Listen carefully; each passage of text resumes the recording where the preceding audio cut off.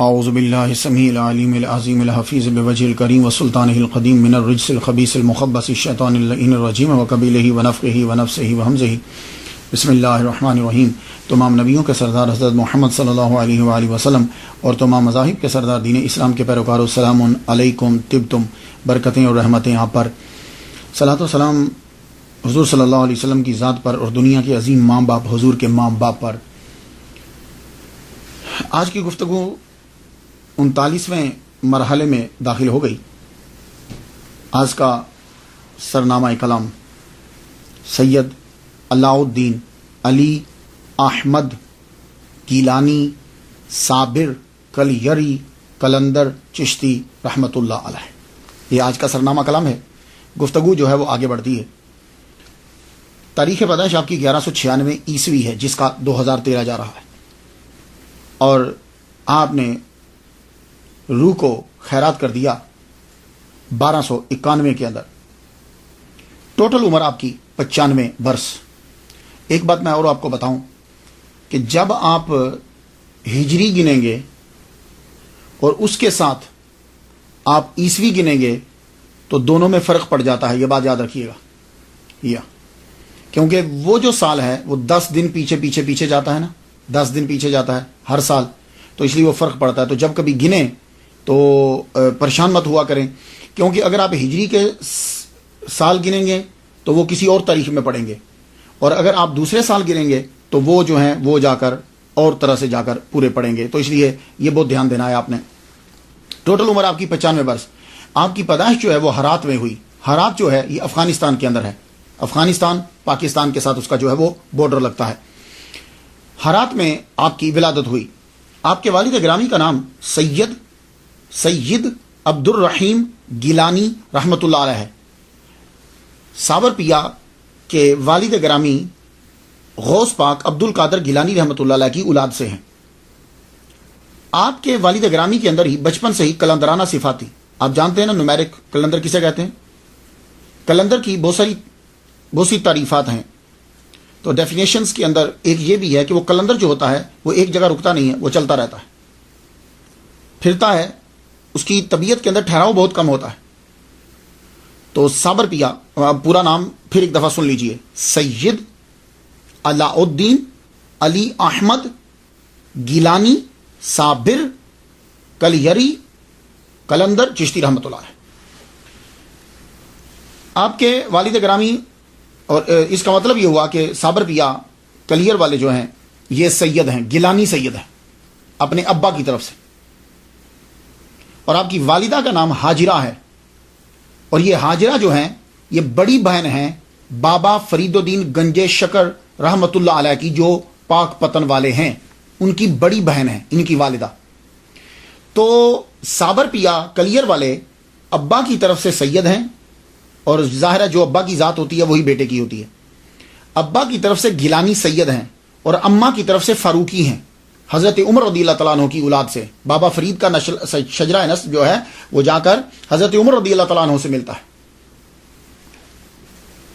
صابر پیا کے والد گرامی سید عبد الرحیم گیلانی رحمۃ اللہ علیہ، آپ کے اندر صفت جو ہے نا وہ وہی کلندرانہ، بغداد سے افغانستان۔ تو تب جو اس دور کی جو میں بات کر رہا ہوں، تب یہ جو تھا نا عراق، ایران، افغانستان، قندھار، بخارا، بس یہ ایسے ہی سمجھ لیجیے کہ جیسے ایک ملک کے شہر ہیں، لوگ پھرتے رہتے تھے اس کے اندر۔ تو اب تو خیر یہ عراق علیحدہ ہو گیا، ایران علیحدہ ہو گیا، افغانستان علیحدہ ہو گیا۔ اب جب تعین کریں گے تو اور ہوگا۔ اس دور کے اندر تقریباً بغداد سے آپ چلتے ہیں، ہرات پہنچتے ہیں۔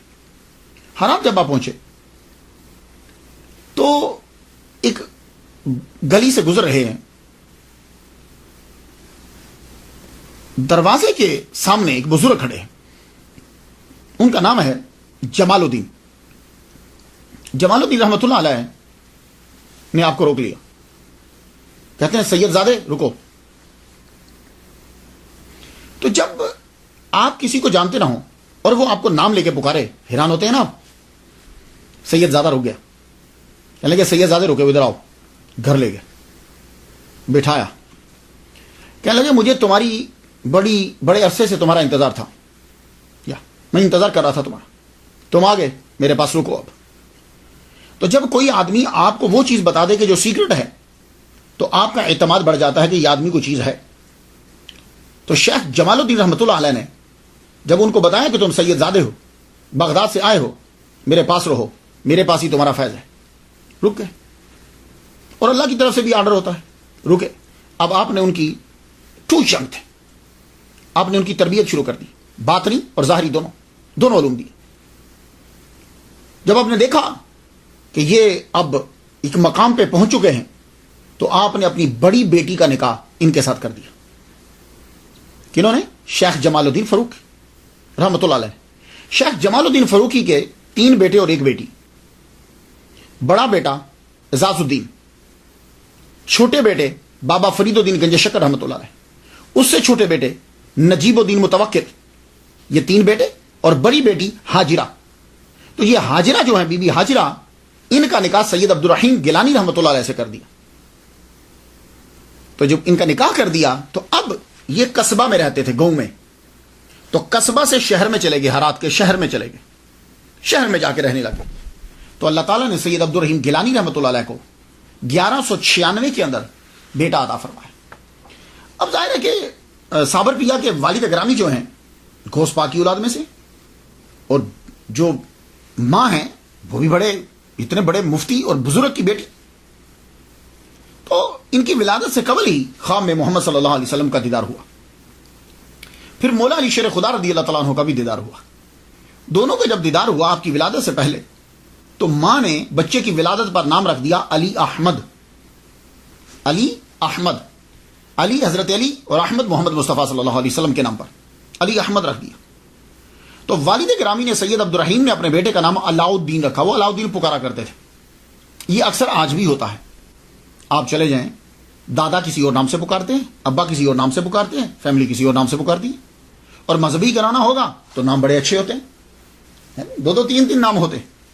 تو والد گرامی پکارتے ہیں علاؤ الدین کے نام سے، ماں پکارتی ہے علی احمد کے نام سے، کیونکہ ان کی ولادت سے پہلے محمد مصطفیٰ صلی اللہ علیہ وسلم کا دیدار ہوا ہے اور مولا علی کا دیدار ہوا ہے. کچھ نام سمجھ رہے آپ؟ تو سید تو وہ ہیں، علاؤ الدین ابا پکارتے تھے، علی احمد اماں پکارتی تھی، اور صابر یہ 12 سال کے کڑے ریاضت کے بعد، روزے کے بعد، بابا فرید الدین گنج شکر رحمۃ اللہ علیہ نے یہ صابر کا جو ہے وہ خطاب دیا. اب آپ سمجھ گئے؟ تو سید علی احمد صابر. تو کلیری، چونکہ کلیئر میں آپ کا مزار شریف ہے، کلندر آپ نے جو مشرب اختیار کیا وہ کلندر ہے، اور چشتی وہ سلسلہ ہے آپ کا. تو چشتیہ کلندریہ بھی سلسلہ ہے. تو آپ صابریہ سلسلے کے بانی بھی ہیں. آپ کی عمر جب 5 سال ہوئی، 1201 کے اندر صابر پیا کلیری کلندر رحمت اللہ علیہ کی عمر 5 سال ہوتی ہے تو آپ کے والد گرامی کا سایہ سر سے اٹھ گیا. آپ کے والد گرامی جب دنیا سے چلے گئے تو والدہ ماجدہ آپ کو واپس پھر قصبہ میں لے آئیں، جہاں آپ کی فیملی ہے، جہاں آپ کے ابا اور رشتہ دار جو رہتے وہاں واپس آ گئے. واپس جب آئے وہاں رہنے لگ گئی. تو بابا فرید الدین گنج شکر رحمۃ اللہ علیہ، انشاءاللہ جب ان کی گفتگو ہوگی تو میں آپ کو بتاؤں گا، وہ تب جا چکے تھے. ان کا ایک علیحدہ لائن ہے اور آپ اپنا ایک مقام بنا چکے تھے. واپس جب یہ آئے، یہاں رہنے لگی. 9 سال جب عمر ہوتی ہے تو بڑی بہن حاجرہ ہرات سے لے کر اپنے بیٹے کو پاک پتن روانہ ہوتی ہیں. میں موجودہ نام لے رہا ہوں، پرانا نہیں، تاکہ آپ کو یاد رہے. پاک پتن یہ پاکستان کے اندر ہے. پاکستان کا صوبہ پنجاب ہے. صوبہ پنجاب سے ساہیوال کی طرف جب جاتے ہیں تو آپ پاک پتن ڈسٹرکٹ بن گیا ہے. پاک پٹن اس کو اس لیے کہتے ہیں، یہ اصل میں ہے پاک پٹن. تو یہ پاک پتن جو ہے، پتن پاک مینز ہوتا ہے کلین، پتن کہتے ہیں جس جگہ کے اوپر کشتی اور بوٹ آ کے لگتی ہیں اسے پتن کہتے ہیں. تو دریائے ستلج جب تب بہا کرتا تھا، بابا فرید الدین گنج شکر رحمۃ اللہ علیہ وہاں وضو کر رہے تھے. تو کسی نے یہ کہا کہ دیکھیے حضور، نہ تو پانی پاک ہے نہ جگہ پاک ہے، نہ تو پانی پاک ہے نہ جگہ پاک ہے. تو بابا فرید نے فرمایا نہیں، پاک پتن، یہ جگہ بھی پاک ہے پانی بھی پاک ہے. تو تب سے اس جگہ کا نام ہی پاک پتن پڑ گیا. اب آپ سمجھ گئے؟ تو میں پاک پتن ہی نام لوں گا کیونکہ لوگ اسے سمجھتے ہیں. اب تو پاک پتن جب پہنچی، سید علی احمد علاء الدین علی احمد صابر گیلانی قلندر چشتی رحمۃ اللہ علیہ 9 سال آپ کی عمر جب ہو گئی ہے تو آتی ہیں، تب آپ کی خانقاہ تھی، تو آ کے کہنے لگی اپنے چھوٹے بھائی سے، بابا فرید ان کے چھوٹے بھائی ہیں، کہنے لگے میرے بیٹے کو اپنی سرپرستی میں لے لو، یہ تمہارے پاس رہے گا، اسے پڑھاؤ، اسے اپنے پاس رکھو، یہ یتیم ہے، تمہیں ثواب بھی ہوگا۔ کہا میری بہن صرف یہی نہیں، میں یہ کہتا ہوں کہ تم بھی میرے پاس ہی رہ، آپ بھی یہیں رک جاؤ۔ کہنے لگی نہیں، میں یہاں نہیں رکتی، جب تک میرا بیٹا ماحول سے آگاہی حاصل کر لیتا ہے تب تک میں یہاں رکتی ہوں۔ تو 9 سال کے جب تھے تو آپ وہاں رکے بابا کی خانقاہ میں، بابا ان کو پڑھانے لگے ابتدائی کتابیں۔ 2 سال میں اتنا پڑھ لیا جتنا دوسرے بچے 7 سال میں پڑھتے، 2 سال کے اندر پڑھ لیا۔ اب ظاہر ہے میں ایک بات بتا دوں آپ کو، اگر آپ صرف پڑھائی پہ دھیان دیں تو یقین جانیے، میں ڈاکٹر ہوا کرتے تھے، ڈاکٹر رشید صاحب فوت ہو گئے، میرے والد گرامی پیر طالب حسین رحمۃ اللہ علیہ کے ڈاکٹر تھے، وہ کہا کرتے تھے 4 گھنٹے اگر کوئی مسلسل پڑھے بنا کچھ کیے، ہم لوگ ہیں آپ 4 گھنٹے کوئی بھی نہیں پڑھتا، وہ کبھی پینسل گھڑنے لگ جاتے ہیں، کبھی کچھ کرنے لگ جاتے ہیں، 4 گھنٹے کوئی مسلسل پڑھے مسلسل تو وہ کوئی بھی ڈگری حاصل کر سکتا ہے، کوئی سے بھی۔ تو اب 4 گھنٹے جب کوئی پڑھے تو جب جو 24 گھنٹے پڑھتا رہے، تو سید علاء الدین علی احمد صابر گیلانی رحمۃ اللہ علیہ مسلسل پڑھتے رہتے، تو 2 سال میں اتنا علم حاصل کر لیا۔ تو 9 10 11 سال کے ہو گئے نا، 11 سال کے ہوئے تو ماں نے سمجھ لیا کہ میرا بیٹا جو ہے وہ اب اس کا دل لگ جائے گا، اب اتنا بڑا ہو گیا ہے کہ وہ اپنا خیال خود رکھ سکتا ہے۔ تو 2 سال کے بعد اپنے بھائی سے کہنے لگی میں واپس ہرات چلتی ہوں، افغانستان واپس جاتی ہوں میں، تو مجھے اجازت دو، اب میرا بیٹا تمہارے پاس ہی رہے گا۔ کہا بہن رک جاؤ، کہا نہیں میں واپس چلتی ہوں، سارے رشتہ دار سب وہی ہیں، ابھی میں واپس چلتی ہوں۔ آپ وہاں سے واپس چل پڑے، اور جاتے ہوئے کہنے لگی کہ ایک بات بتاتی جاؤں فرید، بات یہ ہے میرا بیٹا نہ کچھ کہتا ہے اور نہ مانگتا ہے، تو تمہیں ہی اس کا خیال رکھنا پڑے گا۔ تو بابا فرید نے فرمایا زیادہ سے تعلیم وہ تو ہم دھیان دے رہے ہیں، اصل چیز ہوتی ہے کھانا مانگتے ہوئے آدمی ہچکچاتا ہے، تو میں تیرے بیٹے کی ڈیوٹی ہی لنگر پہ لگا دیتا ہوں کہ 2 ٹائم ہماری خانقاہ میں لنگر تقسیم ہوتا ہے، تیرے بیٹے کی آج سے ڈیوٹی لنگر کے اوپر کہ یہی تقسیم کرے گا، تو جب یہ رہے گا ہی خوراک کے اندر تو اس کو مانگنے کی ضرورت نہیں پڑے گی۔ تو آپ کو بلا کر یہ ڈیوٹی لگا دی والدہ کے سامنے، کہا دیکھو بیٹا تم نے کافی پڑھ لیا، تم چھوٹی عمر میں بہت سمجھدار ہو گئے، آج سے پوری خانقاہ میں طلباء اور فقراء ان کا کھانا تقسیم کرنے کا انچارج جو ہے ہم تمہیں بناتے ہیں، انچارج تیرے ہاتھ میں ہے، تو تم کھانا جو ہے وہ تقسیم کرو گے۔ ماں وہاں سے چلی گئی، کھانا تقسیم کرنے کی ڈیوٹی لگ گئی۔ وہ جہاں سے اب کھانا تقسیم کرتے تھے وہ حجرہ اعتکاف اب بن گیا ہے۔ مجھے یہ سعادت حاصل ہے، میں وہاں گیا ہوں، میں نے فاتحہ پڑھی ہے، دعا مانگی ہے، وہاں اس کے پاس ہی قوالی ہوتی ہے، قوالی بھی سنی تھی، کلام اس کا اچھا تھا۔ تو وہاں پہلے لنگر وہاں سے تقسیم ہوا کرتا تھا، پھر بعد میں آپ نے اپنا حجرہ بنا لیا اور وہاں آپ اعتکاف بیٹھ گئے۔ لنگر جو ہے وہ 2 ٹائم میں تقسیم ہوتا تھا، لنگر جو ہے وہ 2 ٹائم میں تقسیم ہوتا تھا، ایک اشراق کے بعد، دوسرا اوابین کے بعد۔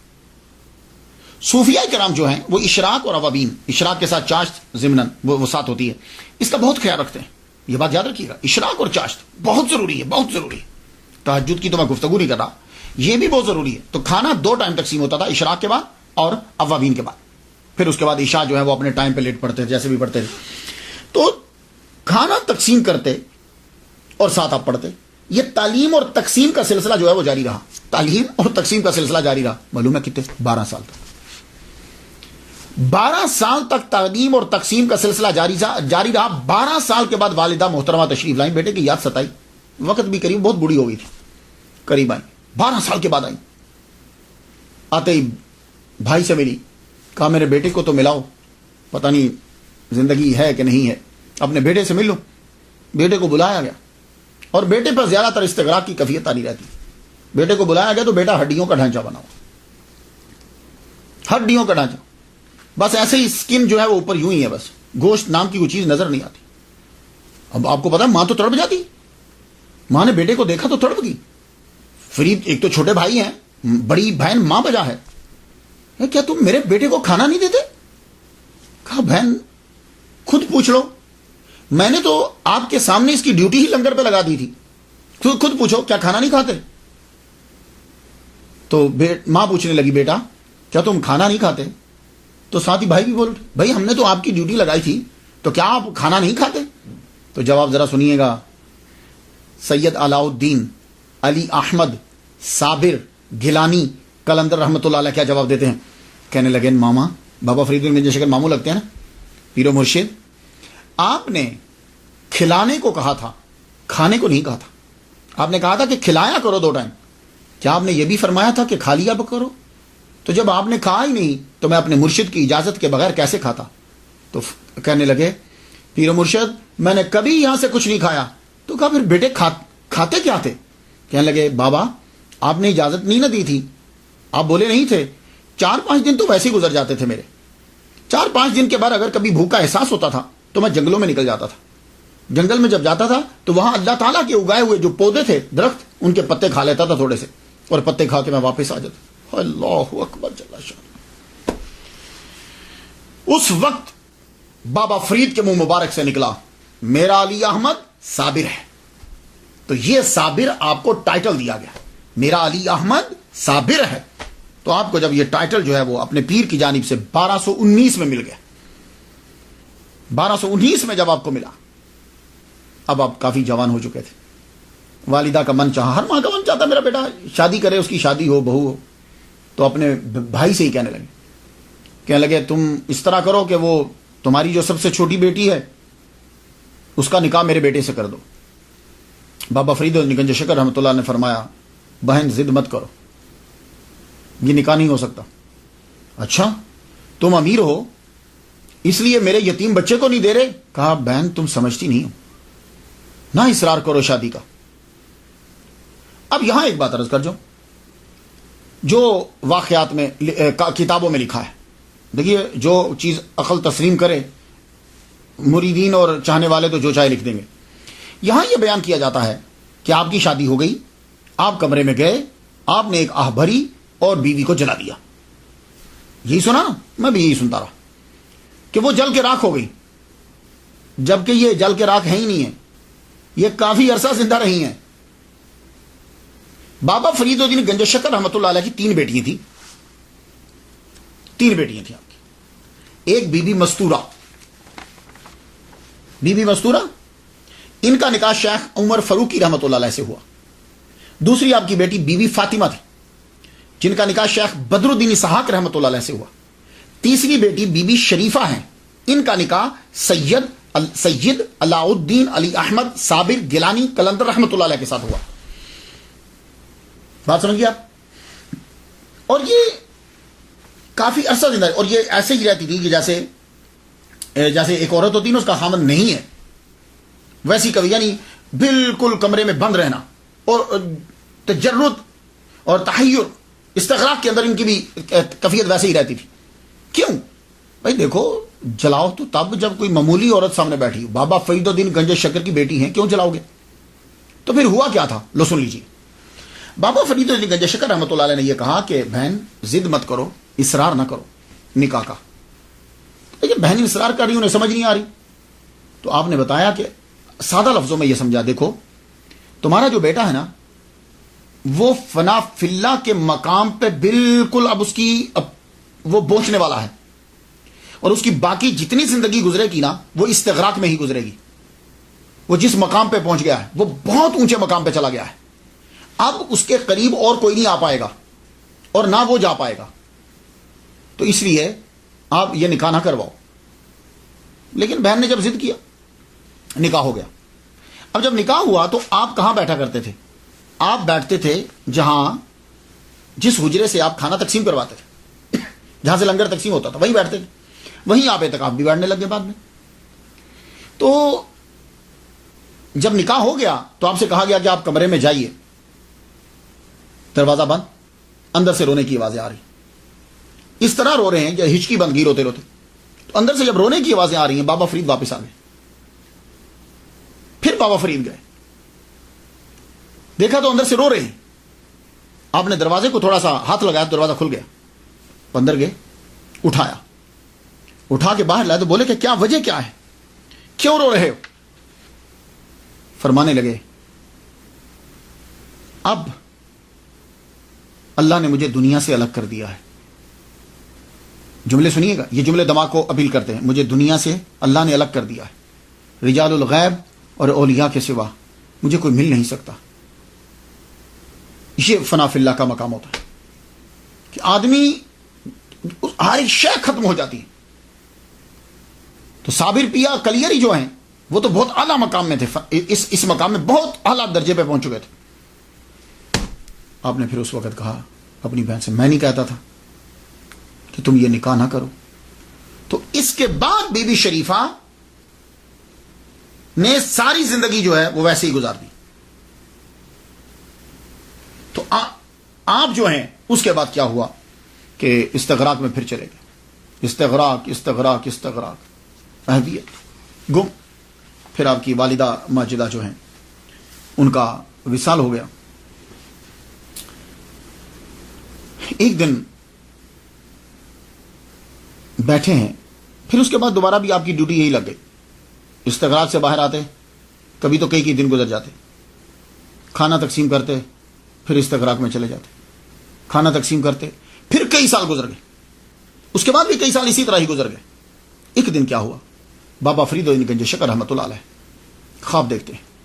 خواب کے اندر قطب الدین بختیار کاکی رحمۃ اللہ علیہ جو ان کے پیر ہیں وہ تشریف لائے. انہوں نے علی احمد صابر گیلانی رحمۃ اللہ علیہ ان کو بھی پکڑا اور بابا فرید الدین گنج شکر رحمۃ اللہ علیہ کو بھی لیا. دونوں کو لے کے چل پڑے. چلے تو ایک حال میں داخل ہوئے. بہت خوبصورت کمرہ جیسے ہوتا ہے, محمد مصطفیٰ صلی اللہ علیہ وسلم جلوہ فرما ہے. ان کے سامنے لا کے دونوں کو کھڑا کر دیا. دونوں کو جب کھڑا کیا تو محمد مصطفیٰ صلی اللہ علیہ وآلہ وسلم نے علی احمد صابر گیلانی رحمۃ اللہ علیہ کو بلایا. قریب جب گئے تو آپ کی پشت پر ہاتھ رکھا. پشت پہ ہاتھ رکھ کے تو حضور صلی اللہ علیہ وآلہ وسلم نے فرمایا ہاذا ولی اللہ, یہ اللہ کا ولی. یہ جملہ کہا بابا فرید گنج شکر رحمۃ اللہ علیہ صبح اٹھے. اٹھتے ہی جب گئے کمرے میں تو دروازہ بند تھا. پھر اشراق کے بعد گئے, دروازہ جو ہے وہ کھلا. آپ اب اٹھایا, انہیں اٹھا کے باہر لے آئے. باہر لا کر اونچی جگہ پہ بٹھا دیا. اونچی جگہ پہ بٹھا کر سر پر پگڑی شریف رکھی اور اس کے بعد سب سے یہ اعلان کیا کہ میں صابر کو اپنا خلیفہ بناتا ہوں اور جتنے تبرکات تھے چشتیہ سلسلہ کے وہ ان کو عطا کیے. اور خلافت جو ہے وہ آپ نے کہا کہ صابر پیا سے یہ کہا جاؤ میں تمہیں کلیئر کی خلافت عطا کرتا ہوں. یہاں ذرا رک جائیے. تو یہاں تسامو ہے ایک, پھر وہ ٹکراؤ ہو رہا ہے, دیو مالائی قصوں کا ٹکراؤ ہو رہا ہے. وہ کیا ٹکراؤ ہے؟ وہ ٹکراؤ یہ ہے کہ آپ نے پہلے دلی کا خلافت نامہ لکھ دیا. یہ جو قصہ ہے نا, یہ بابا فرید کے منصب کے بھی خلاف ہے, ان کی شان کو بھی گھٹاتا ہے, اور جمال الدین ہانسوی رحمۃ اللہ علیہ جو ہیں ان کے درجے کو بھی گھٹاتا ہے, اور سید علاء الدین علی احمد صابر کلیری رحمۃ اللہ علیہ کے بھی درجے کو گھٹاتا ہے. یہ واقعہ تینوں کے درجے کو گھٹاتا ہے. وہ کیسے سنیے گا. قصہ جو کتابوں میں لکھا ہے, اور یہ پرانی کتابوں میں نہیں لکھا, نئی کتابوں میں لکھا ہوا ہے. پرانی کتابیں فوائد الفوائد, اخبار الاخیار, سیر العارفین, ان میں پرانی کتابوں میں نہیں ہے, نئی کتابوں کے اندر ہے. یہ نئی کتابوں میں یہ آپ کو واقعہ ملے. واقعہ کیا ہے؟ آپ نے خلافت نامہ لکھ دیا, اور خلافت نامہ جب لکھ دیا تو کہا کہ جانا جمال الدین ہانسوی کو جا کے دکھوا لینا. ہانسی میں پہلے پہنچنا, یہ ہریانہ کے اندر, وہاں جانا, اور ان کے پاس مہر ہوتی تھی, وہ خلافت نامے پہ مہر لگاتے تھے, پھر آپ کا خلیفہ آگے چلا جاتا تھا. اچھا, آپ پاک پتن میں ہیں, مہر آپ کی ہریانہ میں ہے, ہریانہ میں مہر لگواتے تھے. اب جب آپ مہر لگوانے کے لیے گئے تو اپنے گھوڑے سے نیچے نہیں اترے. ٹھیک ہے, نیچے نہیں اترے, گھوڑا سمیت اندر چلے گئے, سواری سمیت. مغرب کا وقت ہوا, کہنے لگے بھائی جلدی سے تم یہ خلافت نامہ پڑھو, اس کے اوپر مہر لگا دو. وہ جب پڑھنے لگے تو دیا بجھ گیا. آپ نے انگلی کا اشارہ کیا, دیا جل گیا. دیا جب جلا تو شیخ جمال الدین کو غصہ آ گیا, انہوں نے پھاڑ دیا. انہوں نے جب خلافت نامہ پھاڑ دیا تو صابر پیا کہنے لگے جاؤ ہم نے تیرا سلسلہ اول سے چیک کر دیا, اب واپس آ گئے. پھر بابا فرید الدین گنج شکر نے دوسرا خلافت نامہ لکھ کے دیا. سٹوری آپ نے سن لی. پہلی بات تو یہ ہے کہ بابا فرید الدین گنج شکر رحمۃ اللہ علیہ نے خلافت نامہ دکھانے کے لیے بھیجا تھا یا اجازت نامے کے لیے بھیجا تھا کہ جاؤ جا کر ان کو خلافت نامہ لکھا ہوا دکھا دو کہ میں نے کیسا لکھا ہے؟ نہیں، یقیناً اس لیے بھیجا تھا کہ جاؤ دکھا دو وہ پرمیشن دیتے ہیں کہ نہیں دیتے. تو جب پیر کہہ رہا ہے کہ پرمیشن ان کی لینی ہے تو پھر مرید کے لیے یہ لازم ہو جاتا ہے کہ وہ اپنے پیر کی بات کو مانے. کلیئر کیوں تباہ ہوا تھا؟ کلیئر تباہ اسی لیے ہوا تھا کہ خط جو ہے وہ پیر کا انہوں نے توہین کی تھی. تو ان کو غصہ آیا کہ میرے پیر کا خط جو ہے وہ کیوں پھاڑا. تو پیر کے خط کی سب جو ہے وہ عزت کرتے ہیں. ایسا کوئی مرید نہیں ہو سکتا کہ جو اپنے پیر کے نالین کی اور پیر کے لکھے ہوئے کی عزت نہ کرے. اور جمال الدین ہانسوی وہ تو اتنے محبوب مرید تھے بابا فرید الدین گنج شکر رحمۃ اللہ علیہ کے کہ بہاؤدین زکریا رحمۃ اللہ علیہ نے یہ کہا تھا کہ میرے سارے مرید لے لو. حالانکہ بہاؤدین زکریا ملینر بلینر آدمی ہیں. حاکم ملتان جو ہے وہ ان سے غلہ لیتا تھا. اتنے امیر تھے بہاؤدین زکریا ملتانی رحمۃ اللہ علیہ. کہتے ہیں میری ساری دولت لے لو اے فرید, مجھے یہ جمال الدین ہانسوی دے دو. اور یہ امام اعظم ابو حنیفہ رحمہ اللہ کی اولاد سے ہیں. اور آپ کو میں کہہ چکا ہوں امام اعظم کی اولاد کا جو بچہ ہوگا وہ سیدوں کی عزت کرے گا. یہ بات یاد رکھیں, امام اعظم کی نسل کا بچہ سیدوں کی تعظیم کرے گا. تو پہلی بات تو یہ ہے کہ یہ کوئی دیومالائی قصہ ہے. اگر اجازت نامے کے لیے بھیجا تھا تو اتنی ہی عزت اور رسپیکٹ کرنا ہے صابر پیا کو بھی جتنی دوسروں کو کرنا ہے. ایک بات. دوسری بات یہ ہے کہ شیخ جمال الدین نے علی احمد صابر کلندر کی تحریر نہیں پھاڑی, اپنے پیر کی تحریر پھاڑی. یا اگر وہ صابر پیا کی تحریر پھاڑتے تو اس بات سمجھ میں آتی. انہوں نے اپنے پیر و مرشد کی تحریر کو پھاڑ دیا. تو میں ساری چیزیں تسلیم کر لوں گا, میں یہ تسلیم نہیں کر سکتا کہ مرید اس دور میں, آج کے مرید کو چھوڑو, اس دور کا مرید جو ہے وہ اپنے پیر کی تحریر کو پھاڑ دے. میں یہ تسلیم ہی نہیں کر سکتا, میری عقل تسلیم ہی نہیں کرتی. جو مرضی ہو جائے وہ اپنے پیر کی تحریر کو نہیں پھاڑے گا. وہ تو اپنے پیر کے نالین کی تعظیم کرتے ہیں, لکھے ہوئے کی کیسے تعظیم نہیں کریں گے, کیسے پھاڑ دیں گے؟ تو ایسا نہیں ہوتا. یہ بات یاد رکھیے گا, کیونکہ سارے اولیاء کرام جو ہیں وہ مولا علی سے فیض لیتے ہیں. اور مولا علی کیا ہے؟ مولا علی کو میرے نبی نے یہ کہا تھا, اے علی میرے نام پہ کاٹا پھیر دو, کراس پھیر دو, مٹا دو. کہا یا رسول اللہ جو ہو جائے, میں یہ نہیں کر سکتا, میں آپ کے نام پہ کراس نہیں پھیر سکتا. تو جو مرید ہوتے ہیں نا, جو بات کر لیتے ہیں, وہ اسی طرح عزت کرتے ہیں. تو مولا علی کا وہ فیض اب سارے اولیاء میں چل رہا ہے. ہاں یہ بات میں یہ تسلیم نہیں کرتا. سٹوریاں جو مرضی ہوتی رہیں. اور دوسری بات یہ ہے کہ بعد میں انہوں نے کلیئر کی خلافت لکھ دی. تو بابا نے جب بعد میں کلیئر کی خلافت لکھی تو پہلے لکھ دیتے. تو کیا پیر کو یہی نہیں پتا کہ میرے مرید کے لیے کون سی خلافت موضوع ہے؟ یہ بابا کے شیا نشان نہیں ہے. تو جب بعد میں خلافت لکھ دی کلیئر کی تو اب کیوں نہیں سٹیمپ لگوائی؟ جبکہ اصول تھا کہ جمال الدین سے جا کے سٹیمپ لگواتے تھے, کیونکہ مہر جو ہیں کہتے ہیں ان کے پاس پڑی ہوئی تھی. یہ بات نہیں ہے, یہ تسامو ہے. جس نے بھی کیا سو کیا. بابا فرید الدین گنج شکر رحمۃ اللہ علیہ نے پہلی دفعہ ہی کلیئر کی خلافت دی اور خلافت نامہ لکھ کے کہا جاؤ اب تم روانہ ہو جاؤ. تو یہ وہاں سے روانہ ہو گئے. بابا فرید الدین گنج شکر وہاں پہنچے. کلیئر کی طرف کیوں گئے؟ بابا فرید نے کلیئر کیوں بھیجا؟ اس لیے کہ جو طبیعت تھی بابا علی احمد صابر کلیری رحمۃ اللہ علیہ کی, جو طبیعت تھی وہ بالکل آپ کی طبیعت کے موافق تھا. یہ ماحول جنگل میں ٹیلا, مختصر سی آبادی, بس وہیں جاؤ. اب آپ وہاں پہنچے. جب آپ وہاں پہنچتے ہیں تو بابا فرید الدین گنج شکر رحمۃ اللہ نے آپ کو اکیلا نہیں بھیجا, آپ کے ساتھ علیم اللہ ابدال کو بھیج دیا. یہ آپ کے ساتھ گئے. وہاں جاتے ہی آپ نے ایک بڑھیا عورت کے گھر میں جو ہے وہ ڈیرا لگایا. نام اس کا گلزاری ہے. اس کے گھر میں جب ڈیرا لگا دیا تو انہوں نے سر آنکھوں پہ رکھا. آپ یہ جو کلیئر ہے, بادشاہ کی حکومت تو تھی لیکن برائے نام تھی. دہلی کے زیر اثر تھا لیکن برائے نام اثر تھا. اس قلعے کو فتح کیا تھا ابو صالح نے. آرمی آئی تھی, یہاں پڑاؤ کیا تھا انہوں نے. تو جب پڑاؤ کیا تھا تب ایک مسجد بنا دی تھی. تو مسجد جب آرمی نے بنائی تھی تو اچھی مسجد, وہ ایک ہی جامع مسجد تھی. اور وہاں ایک قاضی بھی مقرر کیا. اس قاضی کا نام, مفتی کا نام تھا تبرک. اب یہ بہت دور تھا, جنگلات میں ٹیلا, مختصر سی آبادی. زیادہ تر لوگ جو ہیں وہ یہاں کے غریب تھے, مزدور تھے, یا وہ کھیتی باڑی کرتے تھے یا وہ لکڑیاں جو ہیں وہ بیچتے. اور آدھی مزارے اور آدھی ساہوکاروں کی نوکر, ان سے پیسے لیے مکروہ سب کے ساتھ. تو ایک وہاں بڑا آدمی تھا, نام اس کا تھا قیام الدین. یہ قیام الدین جو ہے, جو قلعہ تباہ ہو چکا تھا, اس قلعے کو دوبارہ سے تعمیر کر کے اسی قلعے کے اندر رہنے لگ گیا تھا. یہ قیام الدین، اور یہی ذمہ دار جو ہے یہی وہاں اقتدار اسی کا تھا، اسی کا اثر و رسوخ چلتا تھا، اور قاضی جو ملا تھا وہ اسی کا نوکر بنا ہوا تھا۔ آپ سیدھا جامع مسجد میں پہنچے، جامع مسجد میں آپ نے جا کے اعلان کر دیا، سنو میرے پیر و مرشد شیخ بابا فرید الدین گنج شکر رحمۃ اللہ علیہ، یہ رحمۃ اللہ علیہ میں کہہ رہا ہوں، تو انہوں نے، میں ان کا خلیفہ ہوں اور یہ خلافت نامہ ہے اور یہاں کی ولایت جو ہے انہوں نے مجھے عطا کی، یہ کہہ کے واپس آ۔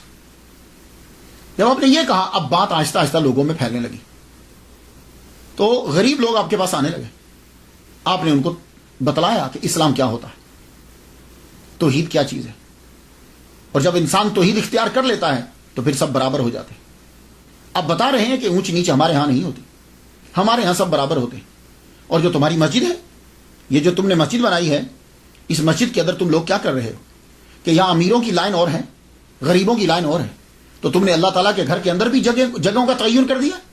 خدا کے گھر کے اندر تو سب ایک ہوتے ہیں، جو سب سے پہلے آتا ہے وہ پہلی جگہ پہ کھڑا ہوتا ہے، بادشاہ بھی بعد میں آئے گا تو اس کے لیے ہم جگہ نہیں بنائیں گے، وہ پیچھے کھڑا ہو کے نماز پڑھے، تم کسی کو وہاں سے اٹھا نہیں سکتے۔ تو آپ جب یہ باتیں کرنے لگے، اب اس سے زد پڑتی ہے امیروں کو بھی اور قاضی کو بھی، کیونکہ یہ فرق اور تفاوت انہی نے تو رکھا ہوا ہے۔ اب قاضی نے جا کے قیام الدین سے بات کی، ذمہ دار سے کہنے لگا، سن ذمہ دار، یہ جو بابا آیا ہے تجھے کو سمجھ اس کے بارے میں تم نے سنا ہے؟ کہتا ہے کہ میں یہاں کا صاحب ولایت ہوں، یہاں کی خلافت میرے پاس ہے، میرے بابا نے، ہم نہیں جانتے کسی بابا کو، یہ سب جادوگری ہے، ایسے بہت سے شبدہ باز یہاں آتے ہیں، اور دیکھ تو دھیان نہ دینا، اور اگر تو اس کی طرف چلا گیا تو سن تیری ذمہ داری بھی، سرداری بھی جائے گی۔ اور ساہوکاروں سے جا کر دیکھا یہ سب کو برابری کا سبق دے رہا ہے، تمہاری ساہوکاری گئی۔ اب امیروں کو، اب یہ سارے لوگ ذمہ دار، ساہوکار اور یہ دین کے ٹھیکیدار اکٹھے ہو گئے۔ اکٹھے جب یہ ہو گئے تو اب یہ لوگوں کو دھمکانے بھی لگے، ڈرانے بھی لگے، وہ بیچارے مظاہرے تھے، غریب تھے، آہستہ آہستہ لوگ بابا سے پیچھے ہٹنے لگے۔ یہ لوگ دیکھتے رہتے کہ بابا کے پاس کون جاتا ہے، جو جاتا پھر چیک کرتے کہ یہ کس کے زیر اثر ہے، ساہوکار کے یا ذمہ دار کے، جس کے زیر اثر ہوتا وہاں سے دھمکا دے۔ سارے لوگ ہٹ کے 5 بندے بچ گئے، ٹوٹل 5 آدمی بابا صابر پیا کلیئر کے ساتھ لگ گئے، صرف 5 بندے رہ گئے۔ آپ نے اب خط لکھے، پہلا خط لکھا اپنے پیر کو، علیم اللہ ابدال کے ذریعے سے مرشد کو خط بھیجا اور کہا کہ یہ قاضی جو ہے یہ بہت شرارتیں کر رہا ہے، ہمیں آپ نے صاحب ولایت بنایا یہاں کا، یہ تسلیم نہیں کرتا ہمیں۔ تو بابا فرید الدین گنج شکر رحمۃ اللہ علیہ نے پہلا خط لکھا، اور خط کا مخاطب قاضی تھا۔ قاضی سے یہ بتایا میرا نام کیا ہے، اپنا بتانے کے بعد کہا ہم نے اس کو یہاں کی ولایت دی ہے، اور قرآن کی آیات بھی لکھی اور حدیث مبارکہ بھی لکھی، اور کہا کہ تم شرارتوں سے باز آ جاؤ۔ بہت نرمی سے خط لکھا۔ وہ خط لے کے علیم اللہ ابدال جب واپس آئے، سب سے پہلے بابا نے پڑھا، صابر پیا نے پڑھا، پڑھنے کے بعد وہ خط قاضی کو بھیج دیا۔ علیم اللہ ابدال جب قاضی کے پاس وہ خط لے کر گئے، قاضی نے پڑھتے ہی اس کو پھاڑ دیا۔ جب پھاڑا تو دے دیا علیم اللہ ابدال کو، کہا یہ لے۔ خط واپس آیا تو صابر پیا کہنے لگے تم نے اچھا نہیں کیا۔ تو اب وہ چاک کردہ خط جو چاک کیا تھا وہ، اور ساتھ ایک اور خط لکھ دیا، کہا پیر و مرشد سلام ہو آپ کو، یہ دیکھیے اس نے آپ کے خط کو چاک کر دیا ہے۔ اور پھر صورتحال لکھی، بتایا کہ اس کے ساتھ ذمہ دار بھی ہے، قیام الدین اس کا نام ہے، اور اس کے ساتھ اور آدمی بھی ہے، اور یہ سب لوگ جو ہیں وہ شہر کے اندر مجھے بدنام کرتے ہیں، میری بات کو مانتے نہیں۔ اب بابا فرید الدین گنج شکر رحمۃ اللہ نے دوسرا خط قیام الدین کو لکھا، ذمہ دار، جس کا اثر و رسوخ تھا۔ اب جب علیم اللہ ابدال دوسرا خط لے کر آئے تو آپ نے خط پڑھا، اور خط ویسے ہی قیام الدین کے گھر میں بھیج دیا۔ علیم اللہ ابدال جب وہاں خط لے کر گئے تو وہیں قاضی موجود تھا، قاضی تبرک وہیں موجود تھا، وہیں پر۔ اب جب اس نے خط دیکھا اور علیم اللہ سمجھ گیا، خط لیتے ساری سے چھوڑیے حضور، یہ اسی طرح کے خط لیتے رہتے ہیں، آپ کو پریشان ہونے کی ضرورت نہیں ہے۔ اب جب وہ خط کی توہین کر رہا تھا تو زلزلہ آنے لگ گیا، کانپی زمین، ایک دم سے کانپی، اسے ڈر ہوا کہ کہیں چھتیں گرنا ہے۔ چھوڑیے حضور ابھی رک جائے گی، یہ تو ویسے ہی پہاڑی کے اوپر ذرا ہلتا رہتا ہے۔ وہ پھر ایک دم واپس آ گیا۔ ٹھیک ہے، قاضی نے لے کے خود خط پھاڑ ڈالا، دوسرا خط پھر پھاڑ ڈالا، اور ذمہ دار اس کے ساتھ۔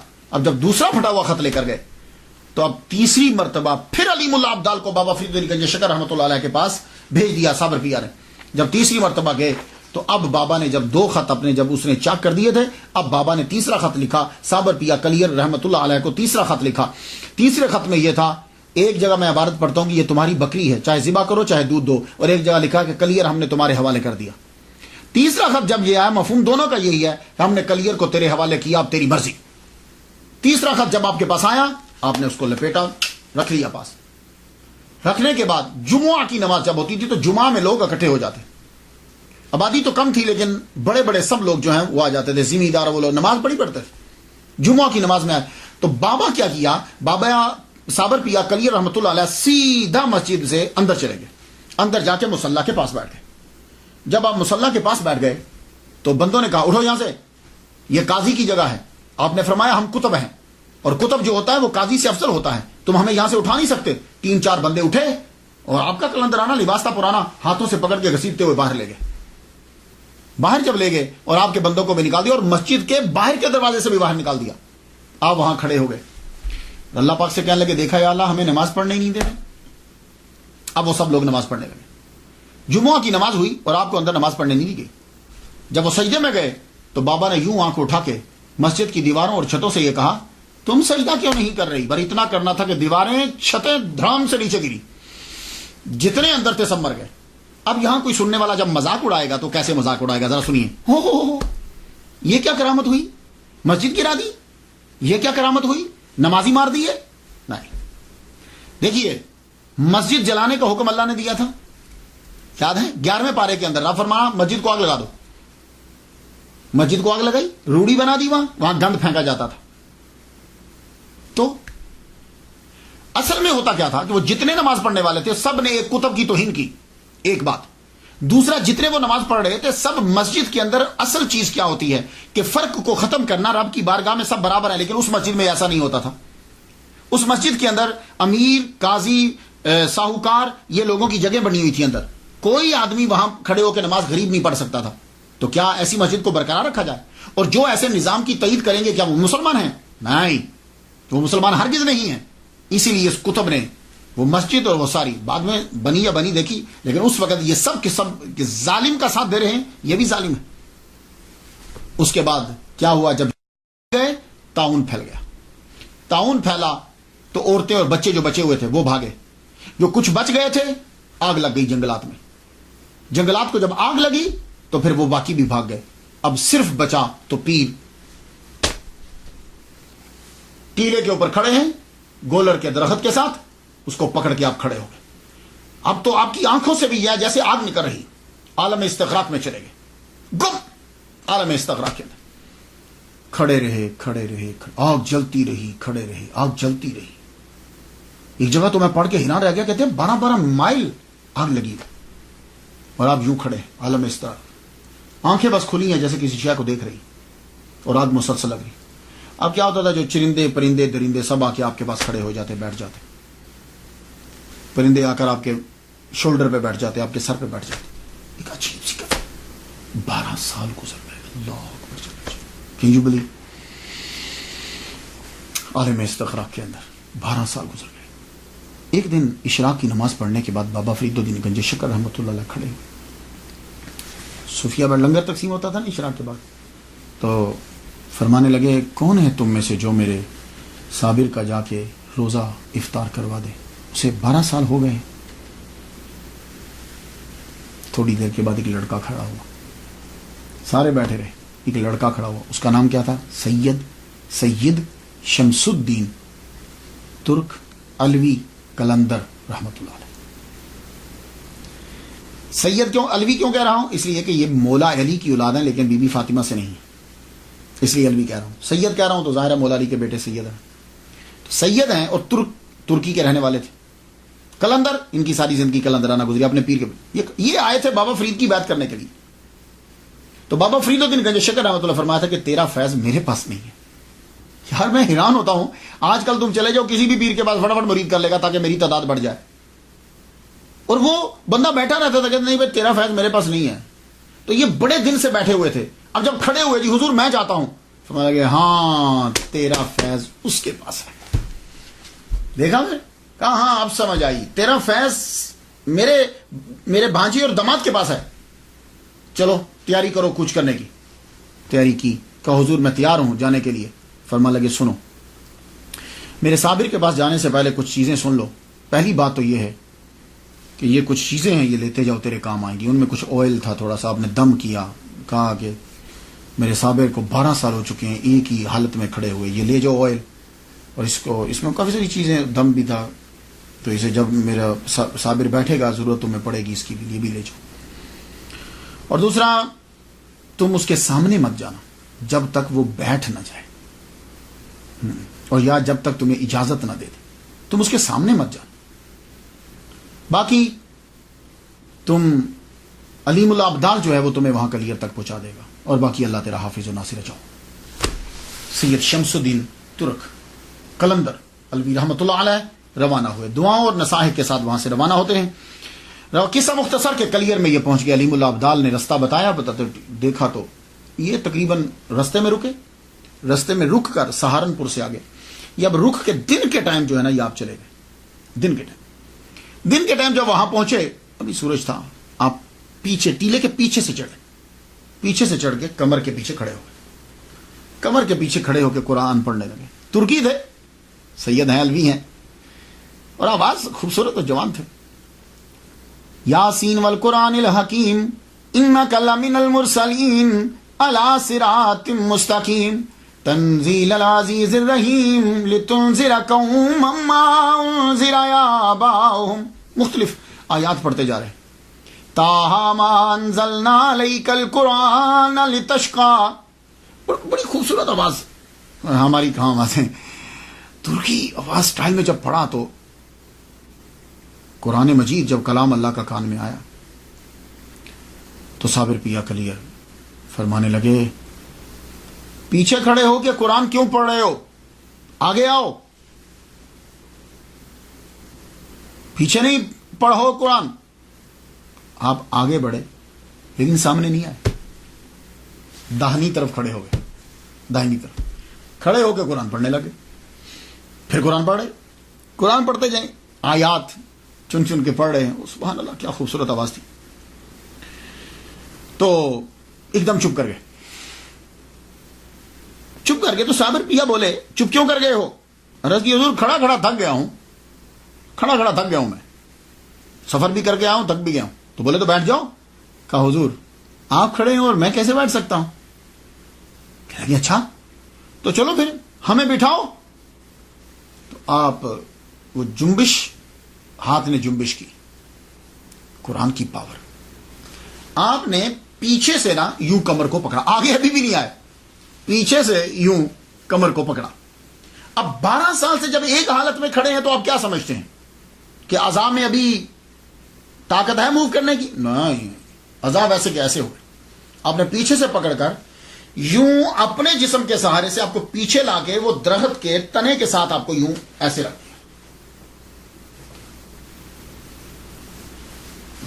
جب نیچے بیٹھ گئے تو اب سامنے آئے. اللہ اکبر جل شانہ, اب سامنے آئے. تو اب قرآن پڑھنے لگے. قرآن جب پڑھنے لگے, پڑھتے پھر رک گئے. تو صابر بھیا پوچھتے آپ کیوں رکے ہو؟ کہنے لگے حضور شام ہونے والی ہے تو مجھے جلدی واپس پاک پتن جانا ہے. اللہ اکبر جل شانہ, مجھے پاک پتن جانا ہے تو میں پہنچ نہیں پاؤں گا. پاک پتن کا نام سنا نا جب تو آنکھوں میں آنسو آ گئے. بولے ہمارے مرشد کے شہر سے آئے ہو؟ ہمارے مرشد کے شہر سے آئے ہو؟ 12 سال کے بعد آواز سن رہے ہیں. کہا ہاں حضور میں بابا فرید کے شہر سے آیا ہوں, انہوں نے مجھے بھیجا ہے. تو اگر آپ مجھے اپنی غلامی میں مستقل رکھ لیتے ہو تو پھر تو میں رہ جاتا ہوں, ورنہ مجھے جانے دیجیے. کہنے لگے نہیں, تم ہمارے فرزند ہو, رکو, تم ہمارے پاس رکو. کہا اچھا مرشد ٹھیک ہے. قرآن شروع کر دیا. قرآن جب پڑھنا پھر رکے. کہا اب کیا ہوا, آپ کیوں رکے ہو؟ کہا حضور بھوک لگ گئی ہے کچھ کھانے کو. فرمان لگے تو وہ گولر توڑو نا, وہ گولریاں توڑو اور ان کو پکا کے تو کھاؤ. اب جب پکائے گئے تو سامنے رکھ دیے لا کے. تو کہا کھاتے کیوں نہیں؟ کہا حضور کیسے کھاؤں, آپ نہیں کھائے, مرشد نہیں کھائے گا تو میں کیسے کھا لوں؟ کہا اچھا چلو لاؤ. اللہ اکبر جل شانہ, خود وہ ابالتے پانی میں ابال کے بنا نمک کے ابال کے پیر کو دی, خود کہیں. کیا کہنے تھے. پھر آگے بڑھے, اپنے مرشد کو جو ہے نا وہ جو بابا فرید نے تیل دیا تھا وہ تھوڑا تھوڑا لگایا, ہاتھوں کو, پنڈلیوں کو لگایا, خود ان کی اپنی کرامت تھی، یہ بابا کے تیل کی کرامت تھی، خود ان کی زبان میں بڑا اثر تھا، جو منہ سے کہتے تھے وہ نکل جاتا، فوراً پورا ہو جاتا تھا. لیکن یہ تو ایک ویسے ہی ظاہری سبب ہے، جسم نے کچھ جنبش. کہنے لگے شمس الدین پانی لاؤ نا، ہم وضو کریں. وضو کروایا، پھر جتنی نمازیں تھیں سب پڑھی، مغرب بھی پڑھی، عشاء بھی پڑھی. عشاء کی جب نماز ہو گئی تو صابر پیا کہنے لگے شمس الدین جب عشاء کی نماز ہو جائے نا تو پھر میرے سامنے نہ آنا کرنا، تہجد سے پہلے تو میرے پیچھے ہی رہنا. ہاں تہجد میں آ جایا کرنا، تو پھر تہجد اور باقی نمازیں پڑھیں گے. شمس الدین دور جا کے لیٹ گئے. تہجد کا وقت ہوا تو شمس الدین اٹھے. اس وقت اور اب بھی گاؤں کے اندر ستاروں کو دیکھ کر ٹائم معلوم کرتے ہیں کہ کیا ٹائم ہوا ہے، اور بالکل ایکوریٹ ہوتا ہے. یہ حیران کن بات ہے. تھوڑا سا ہی فرق، 1-2-3 منٹ کا فرق ہوتا ہے. تہجد کے وقت اٹھے اور جا کر پیر کے کان میں کہا الصلاۃ الصلاۃ الصلاۃ، اور کچھ آیات پڑھی. وہ عالم استخراج سے واپس آ، آپ وضو کرواتے. اب ایک بات عرض کر جو یہ بزرگ دوسروں سے وضو کیوں کرواتے؟ ہم نے کبھی دیکھا دوسروں سے وضو کیوں کرے؟ اس لیے کہ جب کوئی وضو کرواتا ہے تو پانی کم استعمال ہوتا ہے. یہ مطلب نہیں کہ ان کو تکبر ہے، وہ خود وضو نہیں کرتے، نہیں. جب کوئی آپ کو وضو کروائے گا تو آپ پانی کم استعمال کریں گے، اور جب آپ خود وضو کریں گے تو پانی کا استعمال زیادہ کریں گے. اس لیے بزرگان دین کسی سے وضو کرواتے تھے تو ایک لوٹے میں وضو بھی ہو جاتا تھا. اور اب آپ دیکھ لیجئے مسجد میں جاتے ہو کتنا پانی استعمال کر دیتے ہو. تو وضو جو ہے وہ کیا. وضو کرنے کے بعد تہجد، پھر فجر، پھر اشراق، اس کے بعد پھر استغراق، پھر اس طرح سارا دن. پھر آپ جو ہے نماز آپ نے کیا کیا کہ لکڑیاں اکٹھی کی جنگل سے، کچھ گھاس پھوس لیا، اور آپ نے اپنے پیر کی ایک جھونپڑی بنا دی. وہی کھلی ایک جھونپڑی، ایک دن میں ایک ہی بنی. نماز کے ٹائم جو ہے وہ استغراق سے باہر آ جاتے، نماز پڑھتے. اس کے بعد اب آپ کھڑے نہیں رہتے تھے، اب آپ بیٹھتے تھے. پہلے تو آپ نے کھڑے گئے، اب آپ بیٹھ کر استغراق میں چلے جاتے. دوسرے دن آپ نے اپنی سائڈ پہ دور جا کے اپنی جھونپڑی بنا لی. وہاں شمس الدین ترک قلندر رحمۃ اللہ علیہ وہاں رہنے لگے. شمس الدین کے آنے کا یہ فائدہ ہوا، سید شمس الدین علوی ترک قلندر رحمۃ اللہ کے آنے کا فائدہ یہ ہوا کہ اب لوگوں کی آمد و رفت بڑھنے لگ گئی، اور آپ کے استغراق کا دورانیہ جو ہے وہ کم پڑ گیا، کم ہو گیا. اب جو ہے صابر پیا خود ان کو تعلیم دینے لگ گئے، ظاہری اور باطنی دونوں تعلیم جو ہے وہ ان کو دیتے. اللہ اکبر جل شانہ. یہ ایک معمول بن گیا، استغراق کم سے کم. لیکن عشاء کے بعد جو ہے وہ صبح تک جاری رہتا، صبح تک یہ جاری رہتا. لوگوں کی آمد و رفت ہونے لگ گئی، اور یہ خبر پھر دور دراز تک بھی جانے لگی. لوکل لوگ بھی آتے اور باہر سے لوگ بھی آتے. لیکن وہ پہلے شمس الدین بتاتے کہ اب کون سا وقت ہے، اس وقت میں تم جا سکتے ہو کہ نہیں جا سکتے. تب لوگوں کا سامنا ہوتا. اگر آپ اجازت نہ دیتے تو کوئی آگے جا نہیں سکتا تھا. اور جب کوئی دہلی سے آتا، نظام الدین اولیاء رحمۃ اللہ علیہ جو ہیں وہ آپ کے بڑے ہمراز اور آپ کے بڑے قریبی تھے، بڑے محبت کرنے والے تھے. تو جب کوئی دہلی سے آتا تو صابر پیا پہلے ہی فرما دیتے شمس جی حضور بھائی دہلی سے آ رہے ہیں مہمان، کچھ تھوڑا سا نمک بھی ڈال دینا بیچ میں، کیونکہ وہ نمک استعمال کرتے ہیں، پھیکے ان کو اچھے نہیں لگتے تو نمک ڈال. تو واقعی آدمی جو ہے وہ کھانے کے ٹائم دہلی سے آ جاتا. ایک مرتبہ امیر خسرو رحمۃ اللہ علیہ تشریف لائے. یہ کیسے ہو سکتا ہے کہ نظام الدین اولیاء کے دوستوں اور امیر خسرو تشریف نہ لائیں؟ امیر خسرو آئے، بڑی محبت کی. صابر پیا نے بڑی محبت کی. کہنے لگے اچھا تم ہمارے دوست نظام الدین کے پاس سے آئے ہو؟ اللہ اکبر جل شانہ. محفل سجی، محفل سجی. امیر خسرو نے کلام سنایا، سید شمس الدین نے بھی، اور صابر پیا خود بھی بہت بڑے شاعر تھے، آپ نے بھی اپنا بھی کلام سنایا. اور کہنے لگے امیر خسرو سے تم بہت اچھا کلام کہتے ہو، ہم خوش ہوئے تم سے، اپنے مرشد کو جا کے ہمارا سلام کہنا. عالم استغراق میں پھر چلے گئے. امیر خسرو واپس گئے. جب واپس پہنچے نظام الدین اولیاء رحمۃ اللہ علیہ نے استقبال کیا آپ کا. یار کتنی محبت کرتے تھے ایک دوسرے سے یہ لوگ. استقبال کیا کھڑے ہو کے. کہنے لگے تم نے میرے بزرگوار کو دیکھا، دوست کو دیکھا تم نے؟ کہا جی ہاں حضور میں نے دیکھا. نظام الدین اولیاء رحمۃ آگے بڑھ کر دونوں آنکھیں چوم لی. ان آنکھوں سے دیکھا تم نے؟ کیا تم نے مصافحہ کیا ان سے؟ تم نے ہاتھ ملایا ان سے؟ کہا ہاں میں نے ہاتھ ملایا، دونوں ہاتھ پکڑ کے چوم لیے. اللہ اکبر جل شانہ. یہ عقیدت کا اظہار ہے یہ کہ اپنے دیوانے کے ہاتھ چوم رہے ہیں، کہ اس نے ان ہاتھوں سے صابر پیا کے جسم کو، ہاتھوں کو ہاتھ لگایا. پھر ایک مرتبہ کیا ہوا کہ بابا فرید کے قوال تھے، حسن قوال. وہ جب ہندوستان کے ٹرپ پہ نکلے کہ بابا فرید کے خلفاء اور مریدین سے مل کر آؤں تاکہ بہت پیسہ ملے گا. بڑے پیر سے جائیں تو چھوٹے چھوٹے پیر مرید تو سب دیں گے نا. نظام الدین اولیاء رحمۃ اللہ علیہ کے پاس سے بہت پیسے ملے, اور بھی مریدوں کے پاس سے بہت پیسے ملے. کہا چلو چلتے چلتے کلیئر سے بھی ہوں, شاید یہاں سے بھی کچھ پیسے مل جائے.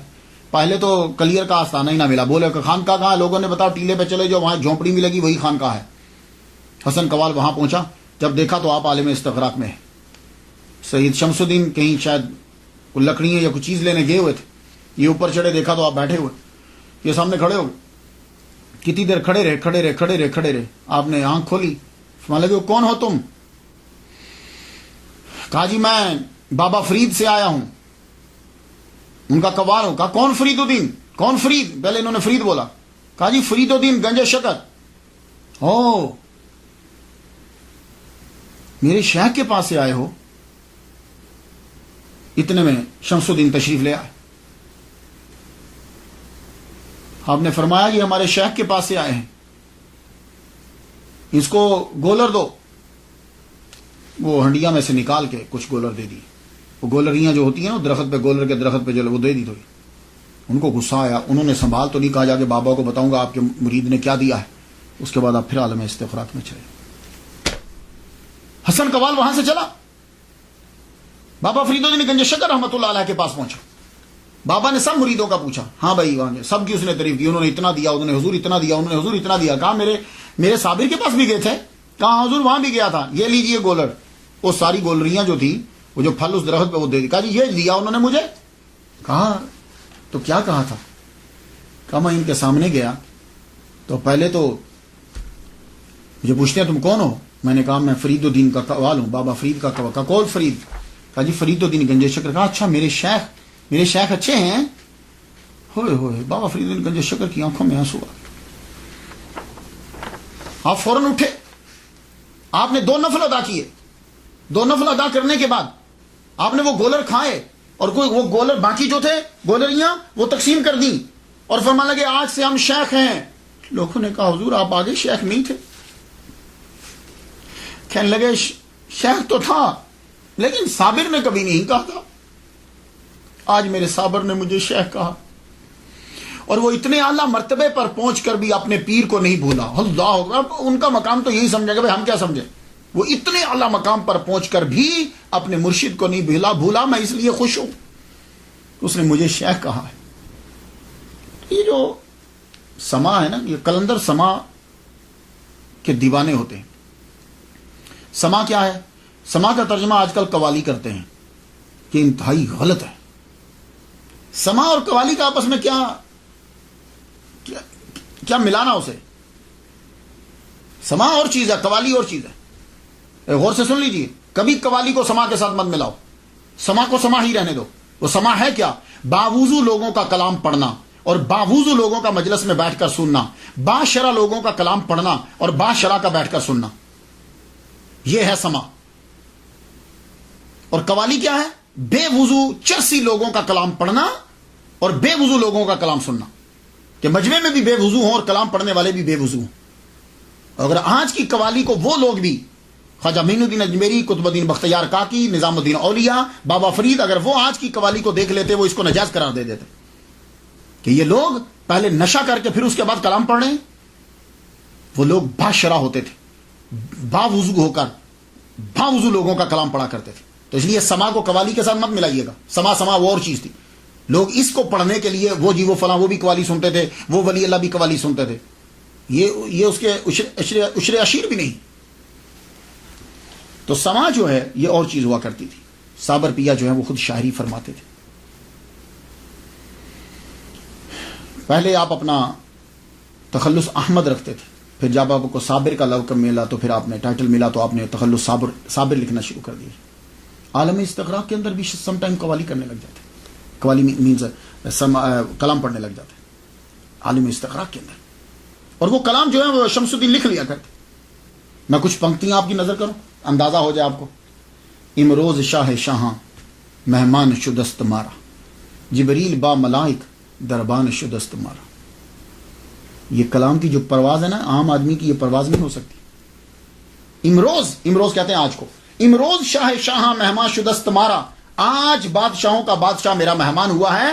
وہ بادشاہوں کا بادشاہ اتنے اعلیٰ مرتبے پر فائز ہے کہ جبریل جو ہے وہ دربان ہے.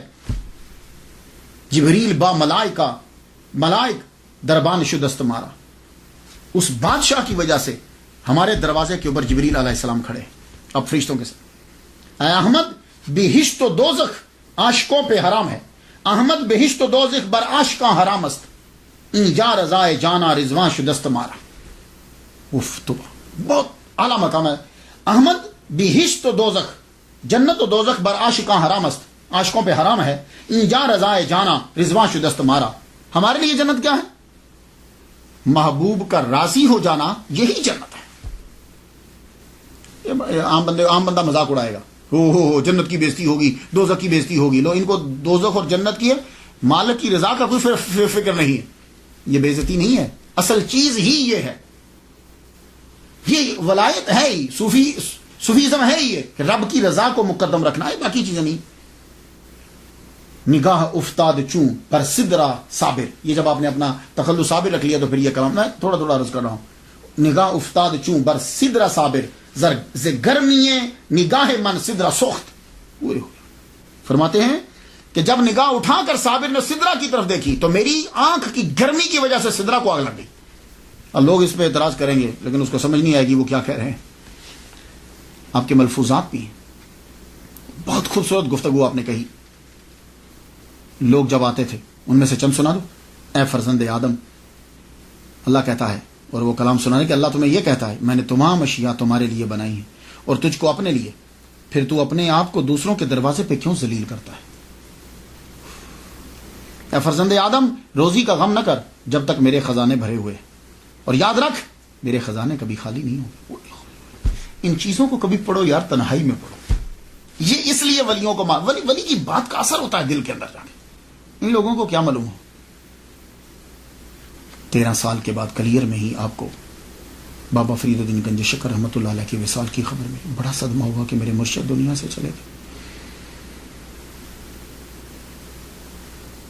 مرشد کی یاد اور مرشد کی باتیں جب سنا رہے تھے تو سید شمس الدین ترک علوی قلندر رحمۃ اللہ علیہ سے کہنے لگے, پانی پتی سے کہنے لگے, میرے پیر کو فنا و بقا دونوں مقام حاصل تھے. میرے پیر کو فنا اور بقا دونوں مقام حاصل. یہ فنا بقا کیا ہے, یہ ٹرمینالوجی ہیں. اس کے لیے آپ کو میں ریکمینڈ کروں گا رسالہ کشیریہ, اس میں بھی ہے اور بھی اولیاء کرام نے لکھا ہے. یہ رسالہ کشیریہ کو میں دیکھ رہا تھا, ابو القاسم کشیری رحمۃ اللہ علیہ نے لکھا ہے. اس کے اوپر فنا اور بقا جو ہے, سادہ طریقے سے انہوں نے یہ کہا ہے کہ فنا کیا ہے, چیزوں کو, برائیوں کو ترک کر دینا, خواہشات کو چھوڑ دینا. تو جب خواہشات چھوٹ جاتی ہیں, برائیاں چھوٹ جاتی ہیں, تو پھر اچھائیوں کی بقا ہو جاتی ہے. تو آدمی جب اپنی خواہشات کو ختم کر دیتا ہے تو پھر وہ رب کے ساتھ ہی تو بچتا ہے, پھر تو باقی تو کچھ رہا ہی نہیں. یہ سادہ لفظ ہے, ویسے تو اس کے گہرائی و گہرائی بہت ہے, آپ خود پڑھ لیجیے گا. تو فنا اور بقا کیا ہے, ویسے سمجھاؤں فنا اور بقا کیا ہے. سادہ لفظوں میں یہ ہے کہ بندہ مرنے کے بعد بھی نہیں مرتا. لو بھائی یہ اس سے سادہ اور نہیں کر سکتا میں. بڑی خوبصورت مثال دی ہے انہوں نے. کہنے لگے دیکھو یہ عالم استغراق اور پتہ نہ چلنا کہ کون ہے, جیسے حضور صلی اللہ علیہ وآلہ وسلم پوچھتے ہیں, دروازہ کھٹکھٹایا, جی کون, کہا عائشہ. کا کون عائشہ؟ کا ابو بکر صدیق کی بیٹی. کا ابو بکر صدیق کون؟ میری یہ بات سنی, حدیث سنی ہے نا. تو اسی طرح کون فرید؟ جی میں فرید. اچھا, یہ عالم استغراق کیا ہے, آدمی کو پتہ نہیں چلتا. تو آدمی پھر کہاں ہوتا ہے اگر اس کو پتہ نہیں چلتا؟ کہاں ہوتا ہے وہ؟ میں اس کی ایک مثال دنیا سے دے دوں, وہ تو بڑی اعلیٰ مثال ہے, وہ تو آپ جب جاؤ گے تو پتہ چلے گا. کیا ہوا تھا یوسف علیہ السلام کو جب سامنے کیا گیا تھا, کیا ہوا تھا؟ قطان ایدیہن, یہی تھا نا. فلما رأیناہ اکبرناہ وقطان ایدیہن, وہ عورتوں نے اپنے ہاتھ کاٹ لیے اور کچھ پتہ ہی نہیں چلا. انگلیاں کاٹ لی, جس کو کل بول دیا ہے, انگلیاں کاٹ لی, پتہ ہی نہ چلا. یہ عالم استغراق کی قدرہ مثال ہے. عورت کو تکلیف بڑی جلدی ہوتی ہے, کانٹا بھی چپ جائے, انگلیاں کاٹ رہی, اس کو خبر نہیں ہو رہی. کیوں؟ اس لیے کہ رب تعالیٰ کا ایک چھوٹا سا, ایک ادنا سا کرشمہ, ایک قدرت, ایک نبی کا معجزہ ہے. اس نے ان کو ہر شے سے ہٹا دیا, ان کو خبر نہیں ہو رہی. تو اب مجھے اتنا بتا دو کہ جو ڈائریکٹ خدا تعالیٰ کی ذات کا مشاہدہ کر رہا ہوگا اسے کیا خبر ہوگی؟ تو اس لیے اولیاء کرام کو اور تصوف کو پہلے سمجھ لو یار. اب سمجھ نہ آئے تو اپنی جہالت کا اقرار نہیں کرنا, ولی پہ اعتراض کر دینا. تو یہ اب آپ سمجھ گئے ہوں گے وہ شادی کے ٹائم عالم استغراق میں آپ کا رہنا, بعد میں آپ کا رہنا وہ کیا ہے, اور دنیا میں جو خبر نہیں آ رہی ہے فنا اور بقا. یہ تو میں ادنا سی مثال آپ کو میں نے دے دی. تو جب فنا اور بقا کی گفتگو ہو رہی تھی تو سید شمس الدین کہنے لگے پیر و مرشد ایک بات تو بتائیے, فنا بقا ہوتا کیا ہے؟ کہنے لگے شمس ہم تجھے وقت آئے گا تو دکھا دیں گے, چھوڑ کیا بتانا, دکھا دیں گے تجھے. تو اب سن, غور سے سن. 19 سال خدمت انہوں نے کر لی, شمس الدین ترک قلندر رحمۃ اللہ علیہ نے 19. کہنے لگے اب سن, تو اب چلا جا جا کے روزی روٹی کما. روزی روٹی جب تو کما لینا تو سن, میرا وصال ہو جائے گا تو آ جانا. تو کفن لیتے آنا, خوشبو نہ لانا, خوشبو فرشتے لے آئیں گے. تو غسل جو ہے نا, بس تو سوچنا غسل ہو جائے گا. جو جو چیزیں تمہیں کرنا ہے نا تو سوچتے جانا, بس کفن لے آنا. تو کہا مرشد مجھے پتا کیسے چلے گا کہ آپ دنیا سے چلے گئے ہو؟ کہاں سن, تو جا کے آرمی میں مزدوری کرنا, جا کے وہاں داخل ہو جانا فوج میں. جس دن تمہاری فوج کے سارے دیے بجھ جائیں, صرف تیرے خیمے کا دیا جل رہا ہو تو سمجھنا میرے مرشد کا وصال ہو گیا, تو میرے پاس آ جانا, باقی ہم کر لیں گے. اور سن, جب میری تجہیز و تکفین کر لینا تو 3 دن تک رکنا, اس کے بعد چلے جانا, پھر واپس نہ آنا. یہ ساری وصیتیں کر کے سید شمس الدین ترک قلندر علوی رحمۃ اللہ علیہ پانی پتی کو روانہ کر دی, اور جگہ بھی بتا دی کہ کہاں جا کے رکنا ہے تم نے. آپ واپس دہلی آ گئے. دہلی میں آپ کے خاندان کے لوگ فوج میں تھے, آرمی کے اندر تھے. آپ نے جا کر فوج میں, جو سلطان کی فوج تھی اس میں جا کے لی. ویسے تو بڑے مسلمانوں کی حکومت تھی, ایک ادھر مسلمان ایک ادھر, جو اصلی بادشاہ تھا اس کی فوج میں جا کے آپ نے نوکری شروع کر دی. اس دور کے اندر کیا ہوا کہ 1291 کی یہ بات ہے کہ کڑا کا حاکم جو ہے وہ باغی ہو گیا. وہ جب باغی ہوا تو وہ فوج حملہ کرنے کے لیے وہاں پہنچی. چھجو خان باز نے جو بھی نام لکھا ہے, باغی ہوا, آپ فوج میں شامل. کمال اس وقت یہ تھا کہ لوگ نماز پڑھتے تھے فوج میں بھی, جرنیل تک نماز پڑھتے تھے. جب مقابلہ کرنے لگے تو وہ چھجو خان کی فوج جو ہے وہ تو آرمی جو ہے وہ تو بھاگ کے قلعہ بند ہو گئی. یہ لفظ قلعہ ہوتا ہے, ہم اس کو قلعہ بولتے ہیں کیونکہ قلعہ ہمیں بولنے میں مشکل لگتا ہے. قلعہ بند ہو گئی. آپ نے قلعہ کا محاصرہ کر لیا. قلعہ کا محاصرہ بڑھ گیا. جب بڑھا تو نماز تو سب پڑھتے تھے, سردیوں کا موسم تھا.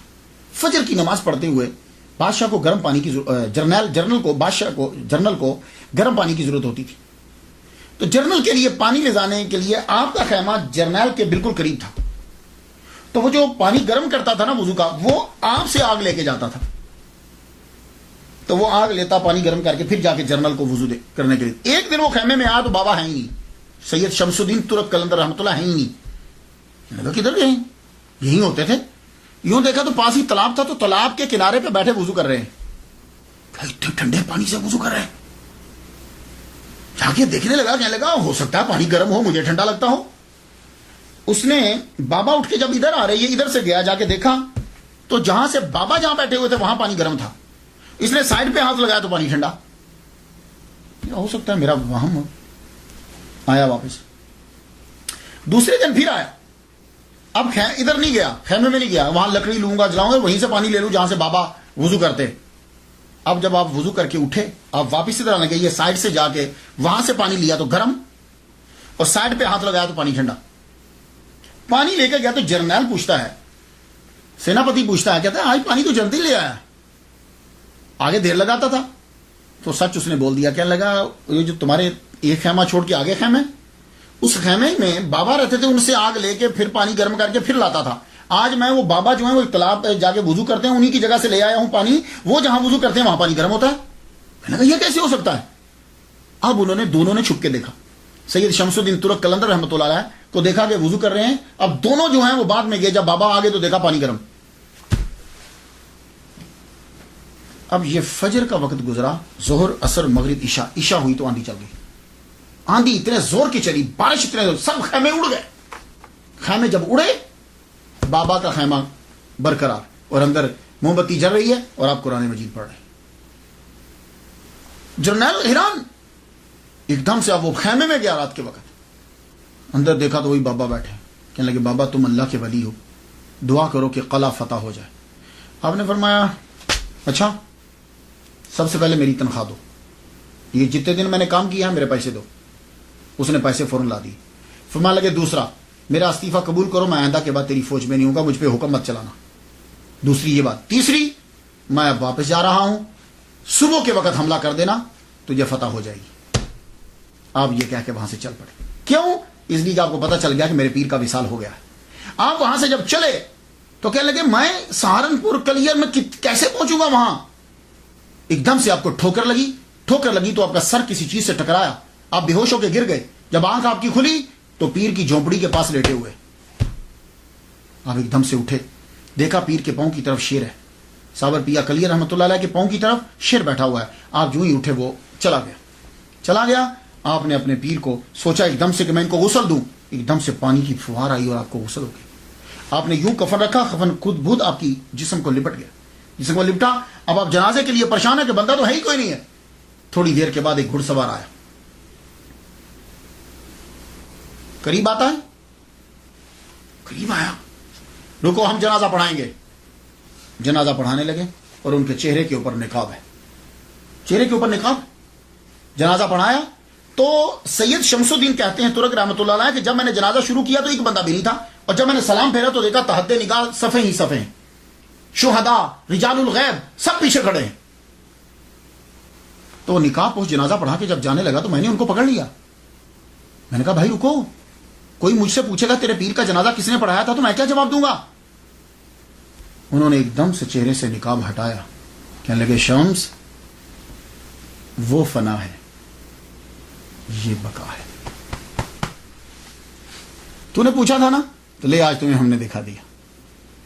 تو آپ اب کیا ہے، یہ چیزیں کچھ چیزیں سمجھائی نہیں جا سکتی، جیسے اللہ نے خود کہہ دیا وَلَا تَقُولُوا لِمَن يُقْتَلُ فِي سَبِيلِ اللَّهِ أَمْوَاتٌ بَلْ أَحْيَاءٌ وَلَكِن لَا تَشْعُرُونَ۔ یہ چیزیں سمجھائی نہیں جا سکتی۔ یہ جب آدمی اس مقام پہ پہنچ جاتا ہے تو سمجھ آنے لگ جاتی ہے۔ تو آپ 3 دن تک آپ کی قبر کے کہتے ہیں کہ خود بہت، پھر آپ کا جسد انور قبر میں گیا، آپ نے وہ کھودی، قبر کے اندر جسد انور خود بہت گیا، خود بہت مٹی ڈلی۔ آپ وہاں بیٹھے رہے 3 دن تک، قرآن مجید پڑھتے رہے۔ 3 دن کے بعد وہاں سے چلے گئے کیونکہ پیر نے یہی کہا تھا، اور آپ نے جا کے پانی پت میں ڈیرا لگا لیا۔ پھر سالوں گزر گئے، 100 سال 200 سال، ہر طرف آگ برستی تھی۔ کوئی آدمی اگر جانے کی کوشش کرتا، قبر کا نشان مٹ گیا، کسی کو معلوم ہی نہیں کہ یہاں کہیں قبر ہوتی تھی۔ آپ کی قبر آپ کا، لیکن ذکر آپ کا ہوتا رہتا تھا۔ کیوں؟ اس لیے کہ صابریہ سلسلہ جاری تھا۔ صابریہ سلسلہ جو ہے وہ آپ کا جاری و ساری رہا۔ کیوں؟ اس لیے کہ صابر پیا کے مرید، ایک ہی مرید سید شمس الدین ترک قلندر رحمۃ اللہ علیہ پانی پتی، ان کے مرید جلال الدین المعروف کبیر الاولیاء، ان کے مرید مخدوم عبد الحق، ان کے مرید شیخ محمد خلف شیخ العالم، ان کے مرید قطب عالم شیخ عبد القدوس گنگوہی رحمۃ اللہ علیہ۔ یہ عبد القدوس گنگوہی رحمۃ اللہ علیہ جو ہیں، یہ اپنے دادا پیر مخدوم عبد الحق رحمۃ اللہ علیہ کی قبر کے اوپر روزانہ فجر کے بعد جھاڑو دیا کرتے تھے۔ تو ایک دن جھاڑو دے رہے ہیں کہ بزرگ پاس سے گزرے، کہنے لگے کبھی ہماری قبر پہ آ کے بھی جھاڑو دینا۔ کہنے لگے اچھا جی آؤں گا۔ وہ بندہ جب رو میں ہوتا ہے نا تو سوچتی اللہ نے بات کیا کہی اور میں نے کیا کیا دیا۔ تو وہ جا چکے تھے، سوچنے لگے یہ کون تھے جو اپنے مزار کی دعوت دے گئے ہیں خود ہی۔ پھر آہستہ آہستہ ان پر آشکار ہوا عبد القدوس گنگوہی رحمۃ اللہ علیہ۔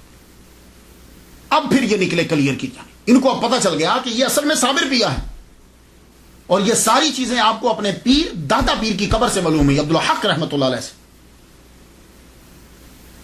اب یہ وہاں سے چلے، جب یہ کلیر کی طرف چلے، جہاں جہاں رکتے جائیں نفل پڑھتے جائیں، آگ گرے لیکن دعا کریں اور ختم، پھر آگے پھر آگے پھر آگے، حتیٰ کہ آپ نے قبر کے نشان کو پا لیا، قبر کے نشان کو پا لیا۔ پھر آپ نے دعا کی کہ یہ سلسلہ جلالیت کا ختم کرو تاکہ تمہاری قبر پہ لوگ بھی آئیں۔ پھر آپ کی دعا سے وہ جلال کا سلسلہ ختم ہوا، آگ کا سلسلہ ختم ہوا۔ اور آج آپ دیکھو وہاں ڈیرے لگے ہیں، لوگ جاتے ہیں، فاتحہ پڑھتے ہیں۔ اب وہ سلسلہ ہرگز نہیں ہے۔ میں تو وہاں نہیں جا سکا، لیکن میرے دوست ہیں عبد الغفار، یہ احمد آباد میں رہتے ہیں، ایک دن انہوں نے مجھے صابر پیا کلیئر رحمۃ اللہ علیہ کے مزار سے مجھے کال کی، اور اکثر وہ مجھے انڈیا سے کال کرتے رہتے، کسی بھی مزار پہ ہوں گے، خاص طور پر خواجہ معین الدین اجمیری چشتی رحمۃ اللہ علیہ، یہ تو میں پھر وہ اسپیکر کے اوپر فاتحہ پڑھتا ہوں، میں دعا کرتا ہوں۔ اس طرح میں نے کافی بزرگوں کے دربار پہ حاضری دے لی ہے۔ اس طرح تو صابر پیا کلیئر رحمۃ اللہ علیہ کے دربار پہ بھی اس طرح میں نے حاضری دی ہوئی ہے، یہ فون کے ذریعے سے میں نے فاتحہ پڑھی ہے۔ تو ایک بات یاد رکھیے گا، کوئی پیر اجازت نہیں دیتا برائی کا، فحاشی کا، یہ سب ہم لوگ کرتے ہیں، انہوں نے اجازت نہیں دی۔ انڈیا کے لوگ اعلیٰ حضرت عظیم البرکت شاہ رضا خان بریلوی رحمۃ اللہ علیہ، ان کا فتویٰ پڑھ لیجئے، قبر کا طواف کرنا، قبر کو سجدہ کرنا ٹوٹلی حرام ہے۔ فاتحہ پڑھا کریں بس، قبر پہ جب جائیں ایک بار الحمد شریف، 3 بار کل شریف پڑھیں اور کہیں اللہ اس کا ثواب ان کی روح کو دیتے ہیں، اور ان کے صدقے سے یا اللہ ہمارے مسئلے کو حل فرما دے۔ اس طرح دعا مانگا، کوئی سجدہ نہ کیا کرے، کوئی طواف نہیں ہوتا، بزرگ ناراض ہوتے ہیں سجدہ کرنے سے اور طواف کرنے سے، یہ بات یاد رکھیے گا۔ فاتحہ ان کے لیے پڑھیے، وہاں دیگیں دینی ہیں جو مرضی دو، بکرے ذبح کرو، لیکن اس کا طریقہ کیا ہے؟ بسم اللہ اللہ اکبر پکوائیے، ختم پڑھائیے، اور غریبوں کو تقسیم کر کے یا اللہ کھانا کھلانے کا ثواب اور فاتحہ کا ثواب ان کی روح کو دیتے ہیں، اپنی بارگاہ میں قبول فرما۔ میں تو ان کے لیے فاتحہ پڑھ چکا، آپ بھی جو ہے وہ فاتحہ ضرور پڑھیے گا۔ اجازت دیجیے، وآخر دعوانا ان الحمد للہ رب العالمین۔